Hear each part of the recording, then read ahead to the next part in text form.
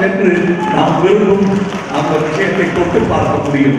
அப்படி பார்த்து அதனுடன் விளையாடுகிறவர்கள் தான், விளையாடிக் கொண்டிருப்பவர்கள் தான். நற்பணி செய்ய வேண்டும், சுத்தம் நமது வேலையாக இருக்க வேண்டும் என்று சொல்லி 30 வருடங்களாக இருக்கிறார். சொன்ன மறுகணத்தில் அடுத்த மாசமே இடுப்பளவு சாக்கடை நீரில் ஒரு பக்கெட்டிடம் இறங்கிக் கொண்டு அதை கொண்டு வெளியே ஊற்றும் போட்டோவை எனக்கு அனுப்பி வைத்தார். அந்த தொண்டர்கள் தான் இன்றைய அந்த இயக்கத்தின் தலைவர்கள். அவர்களுக்கு நன்றி சொல்லும் விழாவாக தான் இந்த பிறந்த நாள் விழாவை நான் ஒவ்வொரு வருடமும் கொண்டாடி கொண்டிருக்கிறேன். இதனால டிக்கெட் விற்காதுங்கிறது நமக்கு தெரியும். 30 வருஷமா இதனால விற்கல. ஓடாத படம் போடவில்லை, ஓடிய படம் ஓடியது. ஆனால் இது தனி இடம் என்பதை இது சிலை வைப்பதற்காக நாம் செய்யவில்லை.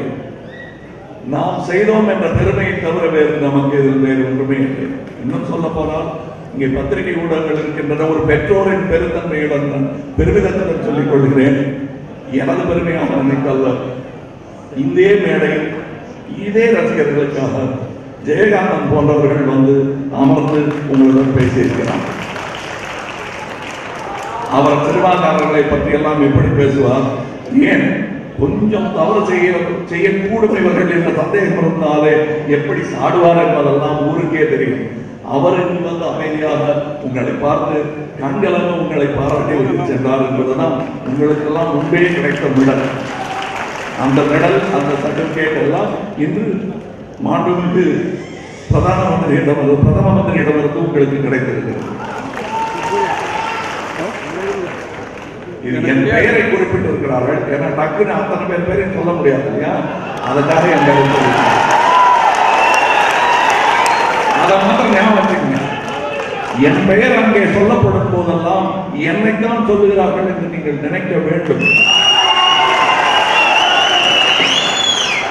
அப்படி நினைத்தால்தான் நமது வேலை தொடரும். எனக்கு இது சரி ஒரு நிறைவு விழா மாதிரி பேசுறேன் தயவுசெய்து நினைச்சிடாதீங்க. இன்னும் ஆரம்பிக்க கூட இல்லை. போக வேண்டிய தூரம் நிறைய இருக்கிறது, நிறைய வேலை இருக்கிறது.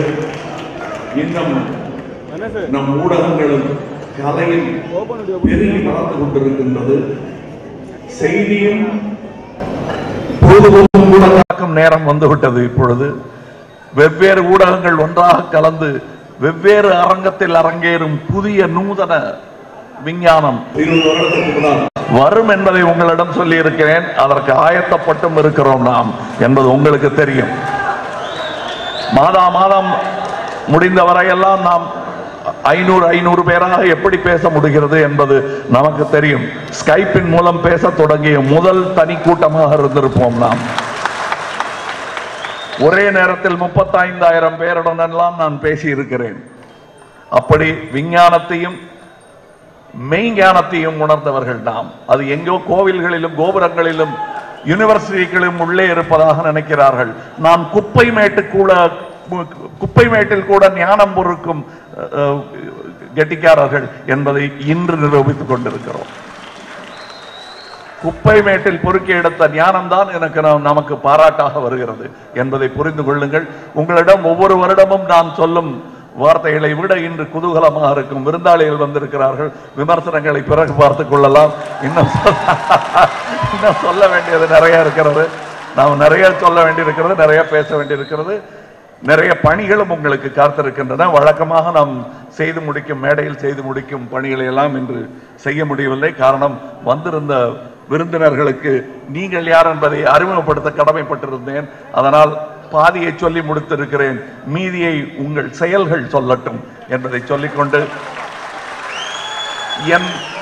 என் பிறந்த நாளை பயனுள்ளதாக்கிய உங்களுக்கு நன்றியை சொல்லிக்கொண்டு விடைபெறுகிறேன்.